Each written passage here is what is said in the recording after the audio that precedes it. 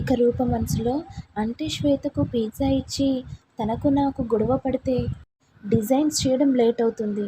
అప్పుడు RR company కూడా నష్టపోతుంది. ఇదంతా గౌతమ్ ప్లాన్ పన్నాడన్నమాట. ఎన్ని ఒడిదుడుకులు వచ్చినా సరే ఈ డిజైన్స్ నేను పూర్తి చేయాలి. లేకపోతే రాజు చాలా బాధపడతాడు. ఆర్ఆర్ కంపెనీ ఎన్నటికైనా వన్ ఆఫ్ ది నెంబర్గా ఉండాలి. ఎంత కష్టమైనా సరే, ఎన్ని అవమానాలు వచ్చినా సరే ఈ డిజైన్స్ నేను పూర్తి చేస్తాను అని రూప అనుకుంటూ ఉంటుంది. ఇటు రాజు ఏమో టెన్షన్ పడుతూ, రూప డిజైన్స్ అన్నీ పూర్తయ్యాయి కదా, ఇక మనం వెళ్దాం పద రాజు. ఇక రూప రాజు వెళ్తుంటే ఇంతలో గౌతమ్ మనసులో, మీరు ఎక్కడికి వెళ్తున్నారో వెళ్ళండి.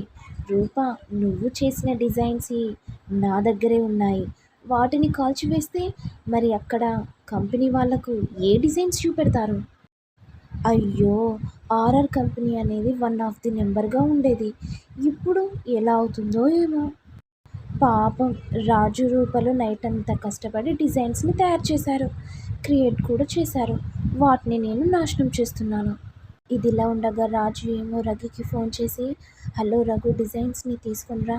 అయ్యో సార్, అవి కాలిపోయాయి అని అనేసరికి రాజు చాలా టెన్షన్ పడిపోతాడు. ఇటు రూప ఏమో, ఆ డిజైన్స్కి ఏం కాలేదు రాజు, భద్రంగా సేఫ్గా నా దగ్గరే ఉన్నాయి. ఏంటి రూప, మరి ఫోన్ చేస్తేనేమో ఆ డిజైన్స్ కాలిపోయాయి అన్నారు? అవును రాజు, నేను అనుకున్నది నిజమైంది రాజు. ఆర్ఆర్ కంపెనీ అనేది వన్ ఆఫ్ ది నెంబర్గా ఉండడం గౌతమ్కి ఇష్టం లేదన్నమాట.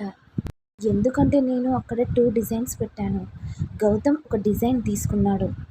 ఆ డిజైన్ని కాల్చివేస్తే ప్రాజెక్ట్ ఉండదనుకొని గౌతమ్ అలా ప్లాన్ చేశాను రాజు. నాకు అంతా అర్థమైంది, నేను అన్నీ తెలుసుకున్నాను రాజు. రూప, నువ్వు చాలా గ్రేట్. విజయం ఇప్పుడు మన వెంటే ఉంటుంది రూప అనుకుంటూ స్టూడియోకి వెళ్తారు.